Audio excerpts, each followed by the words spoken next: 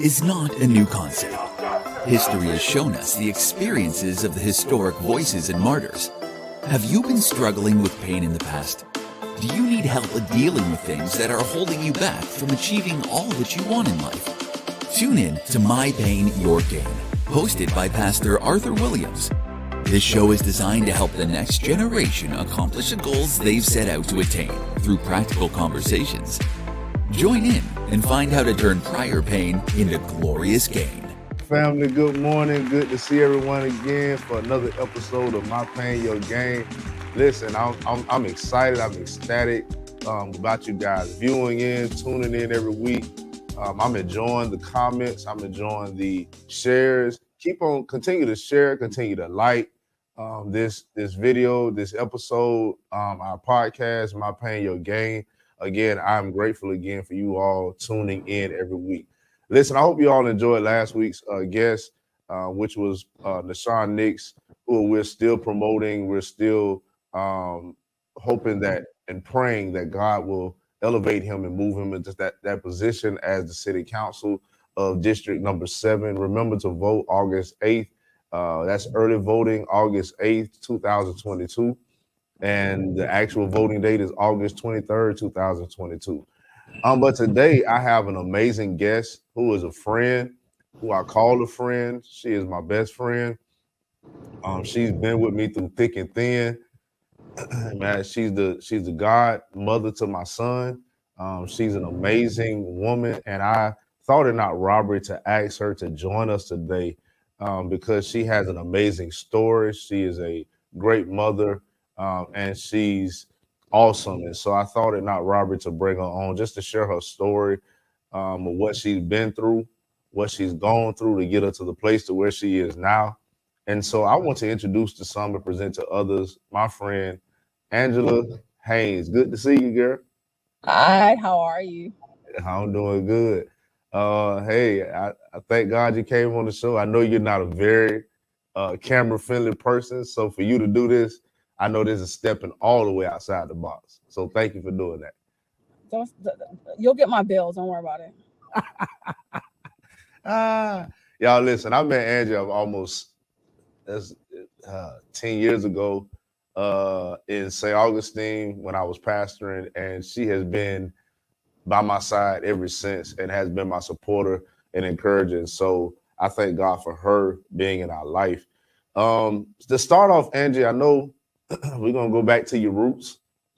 And so we know your mom is from St. Augustine and your dad is from North Carolina, right? South Carolina. South Carolina, that's what it was, South Carolina. I got to get in Carolina. But South Carolina, yeah.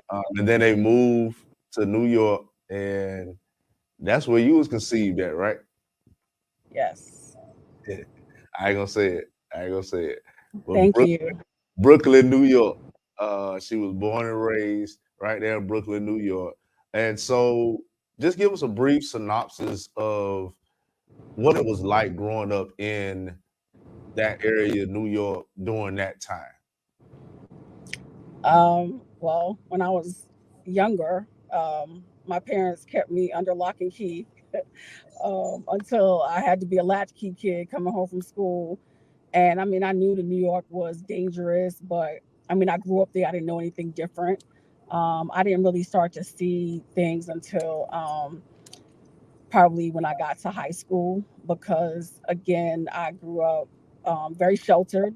So I didn't know that everybody didn't go to church for years. I think I was an adult when I found out that everybody didn't go to Sunday school and prayer meeting and church after church and then the meeting after that. Like, I didn't know. Like, I literally did not know that was a thing. So yeah. So growing up, I had the pleasure of, gunshots and seeing drug deals go down. And I know your favorite story. I saw Biggie and his lumberjack. So yeah, I know that's where you want to go. I know. Where to go at?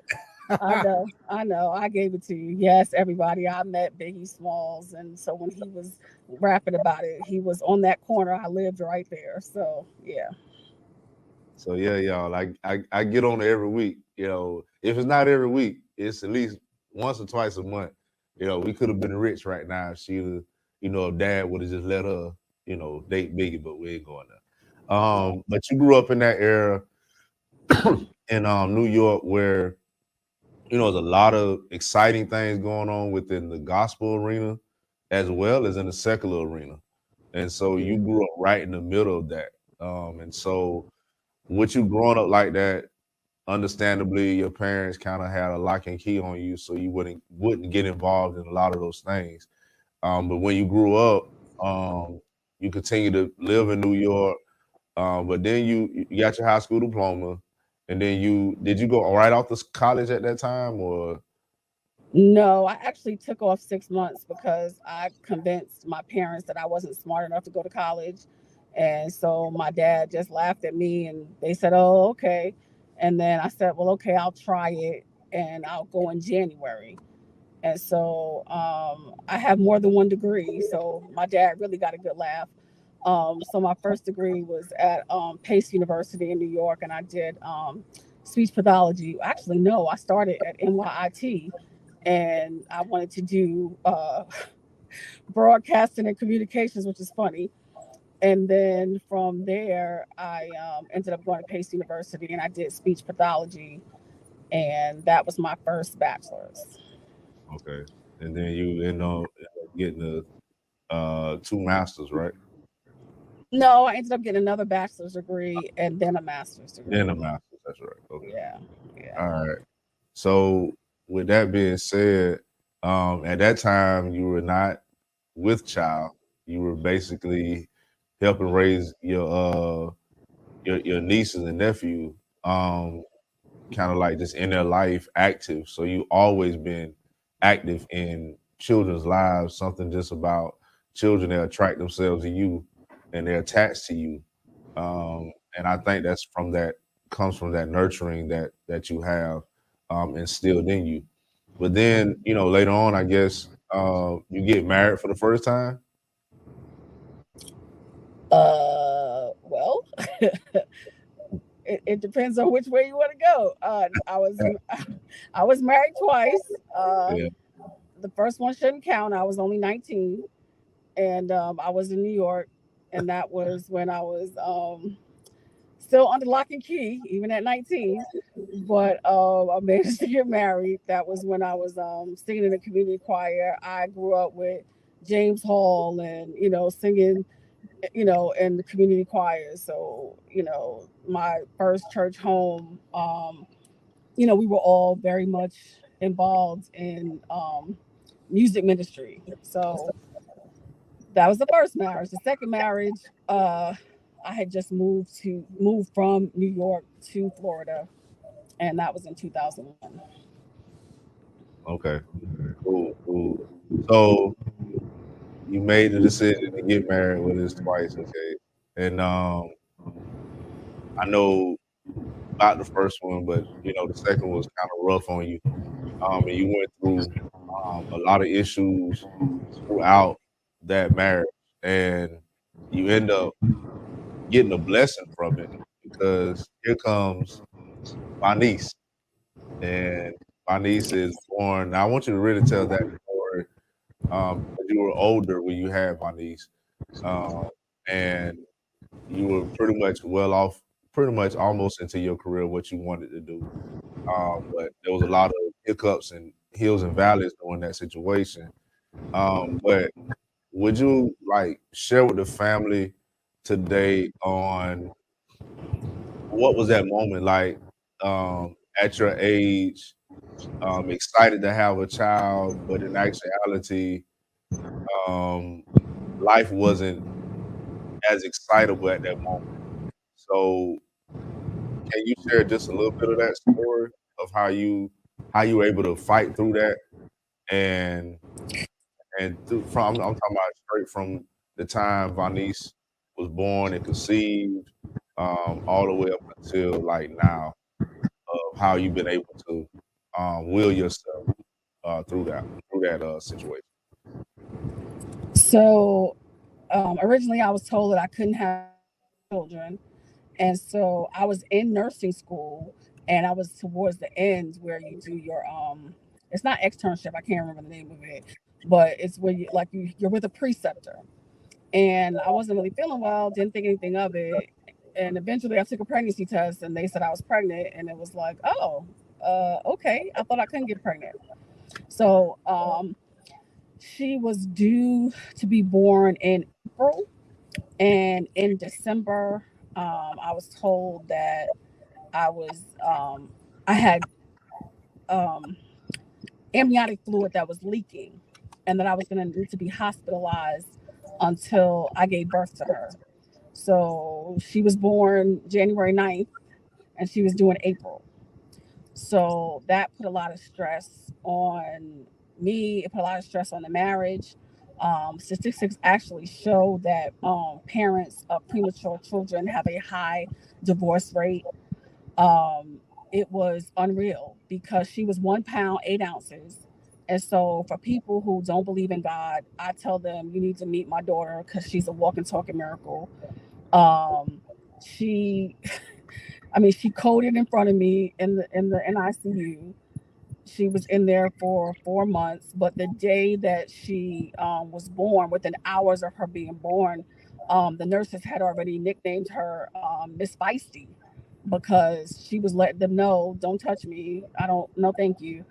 And so she used to have to wear the device to help her breathe. And she was intubated, and so she kept extubating. So she literally kept pulling the tube out, like, nope, I don't want this. So she was from the beginning. And it was a struggle because when she came home, she had oxygen, she had an apnea monitor. And so when, most parents, and that's why I tell people it's such a blessing to have a healthy child and a healthy pregnancy, and people take it for granted. So when I would have to take her to the doctor, I would be carrying a baby bag, an oxygen tank, a stroller, a monitor. So I had all these things with me, and it just became natural because after the first couple of times, people were like, oh, can I help you? I'm like, no, I'm good. I got it. Just got used to it. So let's see. So while she was in the NICU, I was supposed to study to take my boards for nursing because I found out towards the end. And so while my child was laying there looking like death, I had to study for my nursing boards, and I went and took those while she was in there, and thank God I passed on the first go round. And let's see, fast forward, her dad and I divorced, I believe, when she was 3. And so I've been a single mom, and because she was born so premature, so you have your premature babies and you have your micro preemies, and she was a micro preemie. So all the time that she was in school, she was always chronologically, her age didn't match her age of maturity. So it took a while. She had to have a lot of therapy. She had speech therapy, physical therapy, occupational therapy. But again, for the people who don't believe that there's a God, they told me that my daughter would be in and out of the hospital her entire life. And they told me she was failure to thrive and all these things. And she was hospitalized at the age of 2 and then again at 3, and she was diagnosed with asthma, but that's only because she was a micro preemie. But if you see her now, you would never know that she was 1 pound, 8 ounces. You would never know that she was delayed in any way. People can see her light. Everybody that sees her, they always compliment, oh my goodness, your daughter is so, she's so sweet, she's so mannerable. And I was always perplexed because I'm like, children are supposed to say please and thank you, but okay, whatever. But being a single parent is never easy. However, I had the blessing of having my parents around. And you mentioned how, children in my life. So my first job, I was 13 years old, and I was mature enough that a family allowed me to take care of their 6-year-old and their 2-year-old. So I've been taking care of kids since I was 13. So I felt like, it was always in me. I always wanted to have a large family. I had it all planned out, what time I was going to start. And, you mentioned I was older. Thank you very much. I was 36 when I conceived, and in the medical world, that's called advanced maternal age. Oh, But that is not old. Thank you. But yeah, I learned something new with the families today. Advanced, what is it? you know, sometimes the Lord put people in your life just to make you pray more. Um, Advanced maternal age is what if you're 35 or older. Okay. So yeah. So with all that, like that had to be rough because you going to these doctor appointments, you don't know, what's gonna happen. You just sucked it up, and throughout that whole time, you really didn't have any help, any assistance with taking her back and forth, and still at the same time, you were studying and got completed your assignments and all that, and was able to overcome that.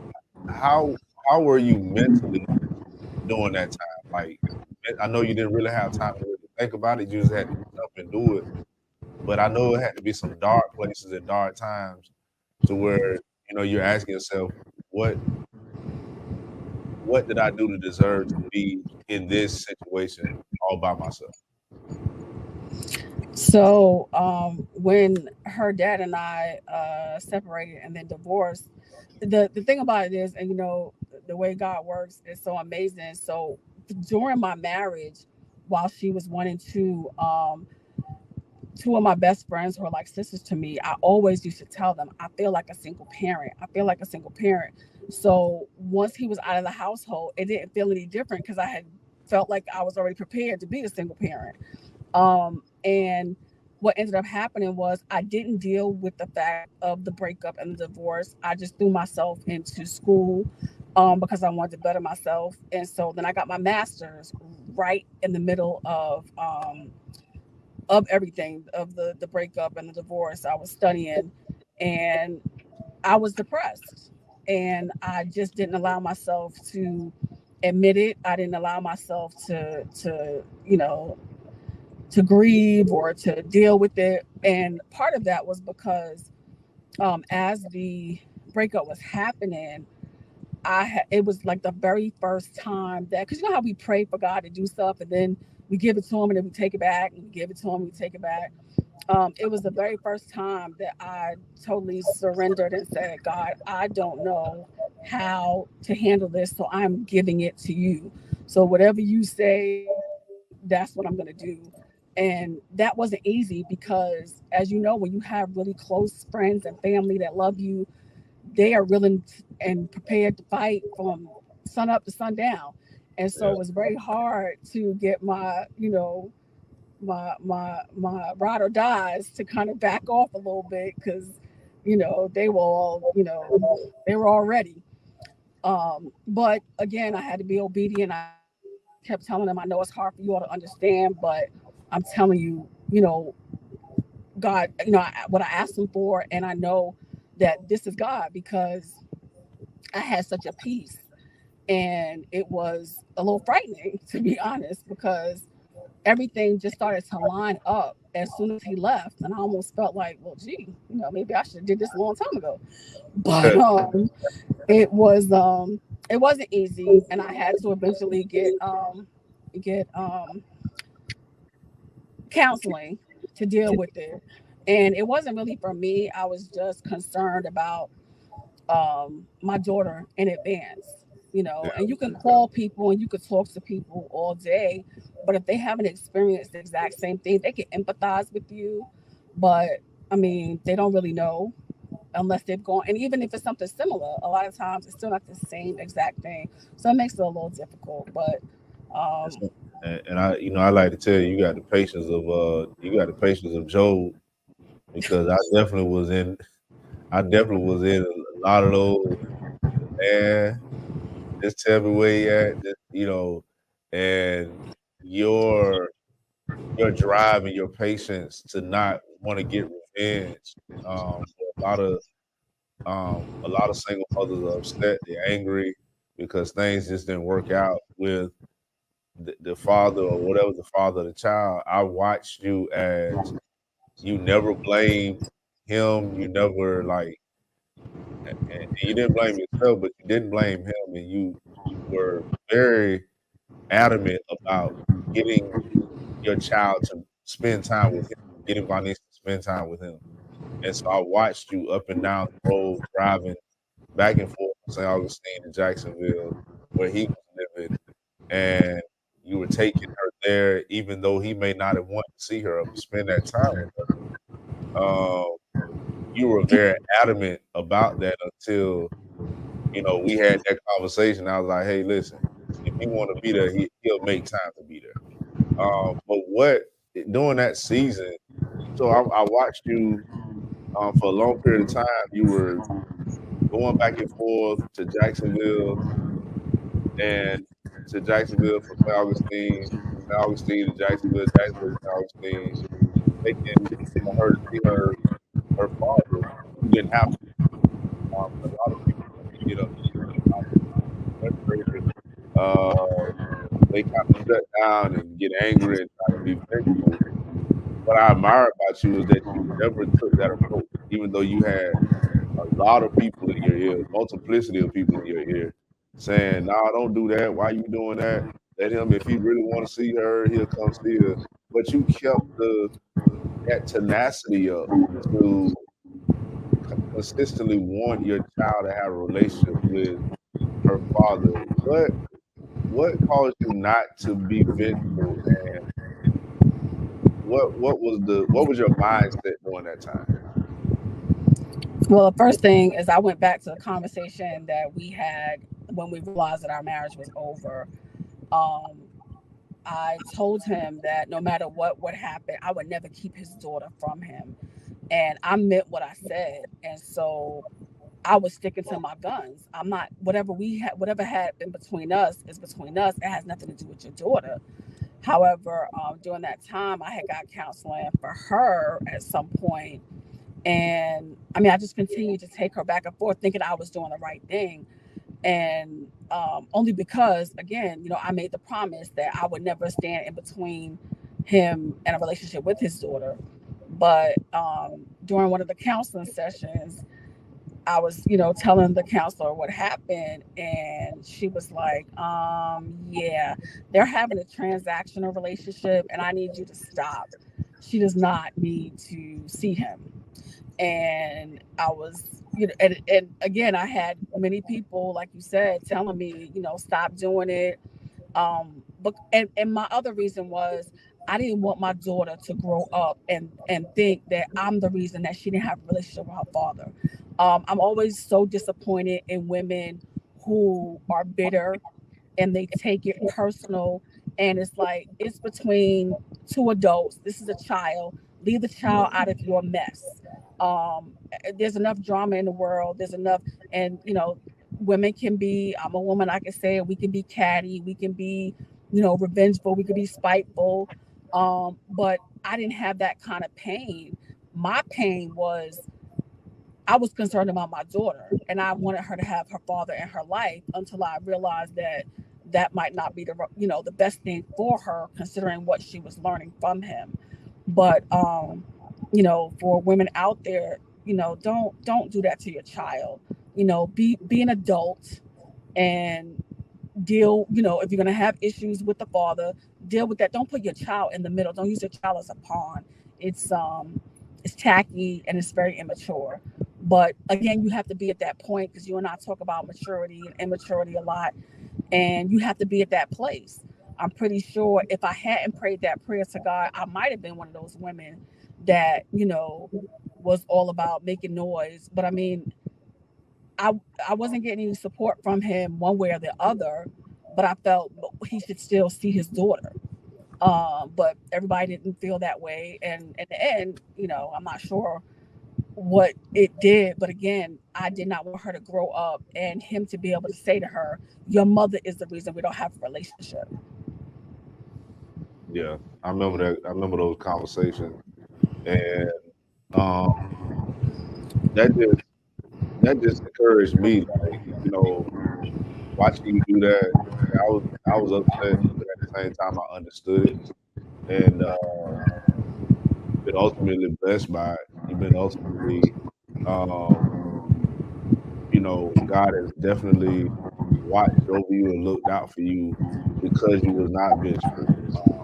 I want every listener to like to take a condensed look at your life. 'Cause a lot of times we get upset, we get angry, and we want to, snap back at somebody. But every situation is not meant to snap back at them. Every situation is not for you to try to get revenge. The Bible says, "Vengeance is mine," said the Lord.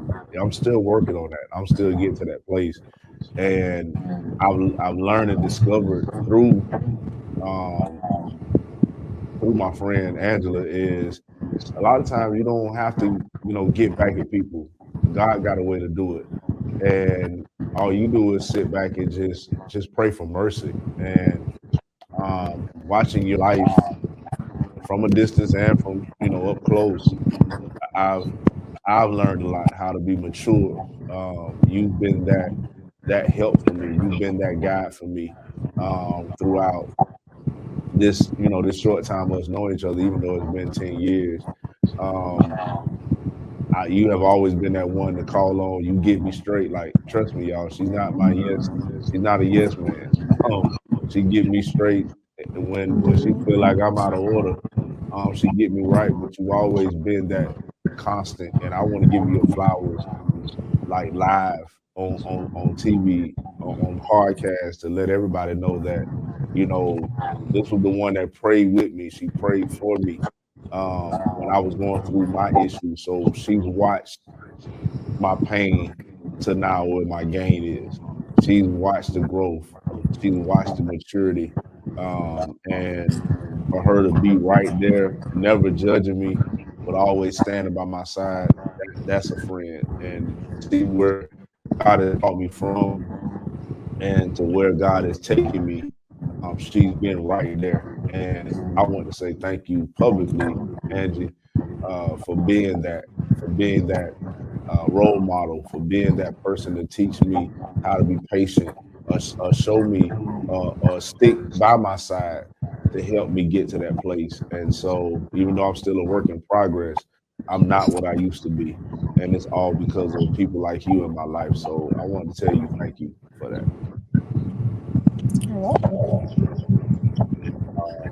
You have been that beacon light, man. Continue to be that beacon light. We mess with each other a lot. That's what friends do. Thank you for being on my case.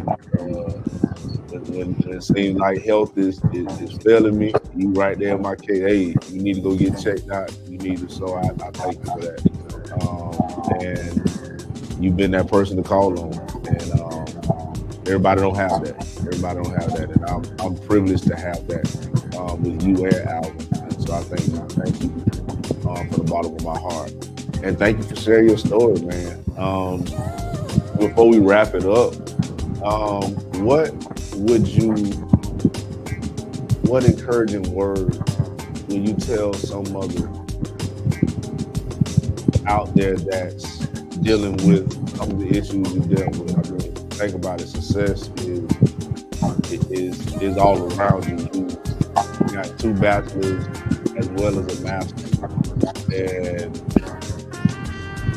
when you thought to yourself that you wasn't smart enough, your parents just laughed it off and look at you, 30 plus years later, and you did it. You made it. You evolved. You own your life. And what encouraging word would you have for some young mother out there that's struggling, some young lady that's out there struggling with some of the issues you may have faced, and what can you encourage them to do and not do in this season of their life? One, I strongly urge that they have a support system of sisters like I have. My sister Kel, my sister Kim, as much as they love me, they stay on my case and they keep me straight. They keep me honest. Um, and they pull me through.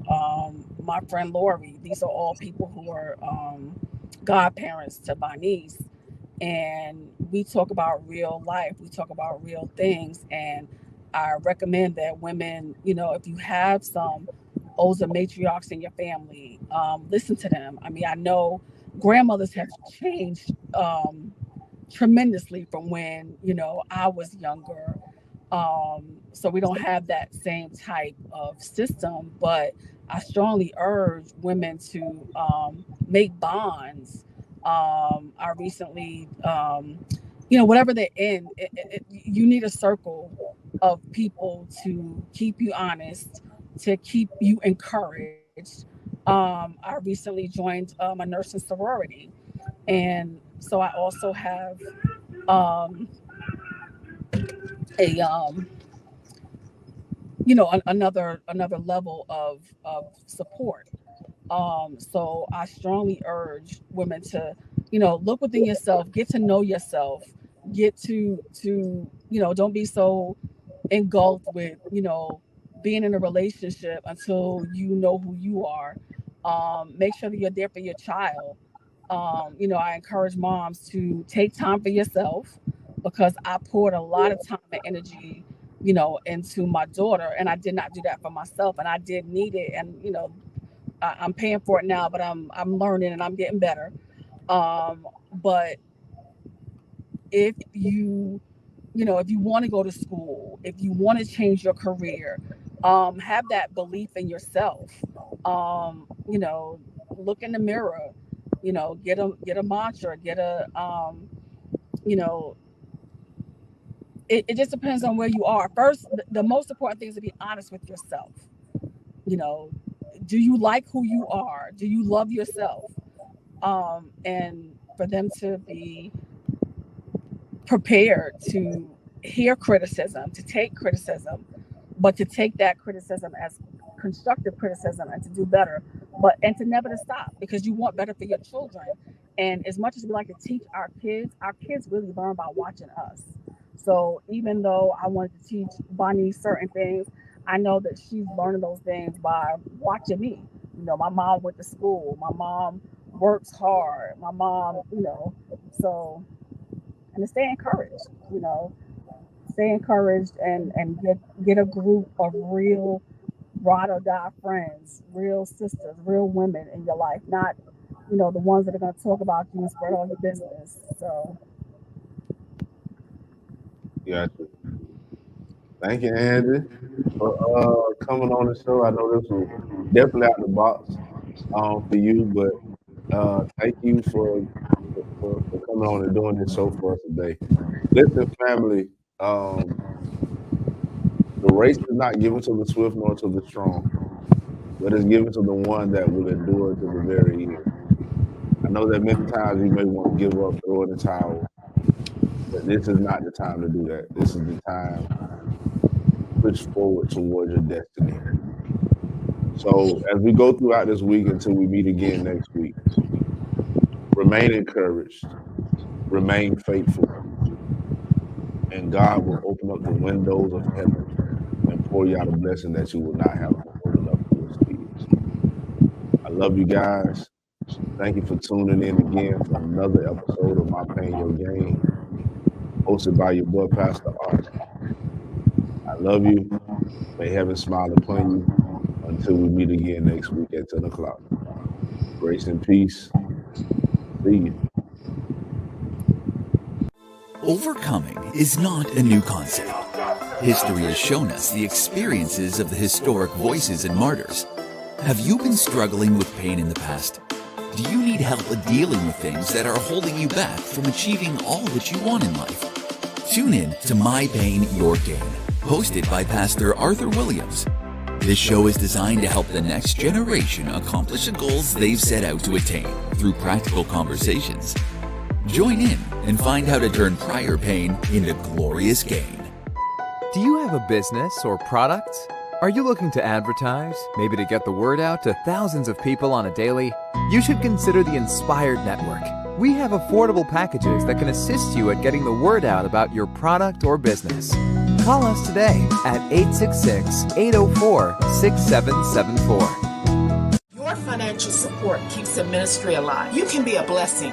by sewing via Cash App today at $TeachJax, or you can text to give at 833-481-1524 and text the word. So you've been watching the show.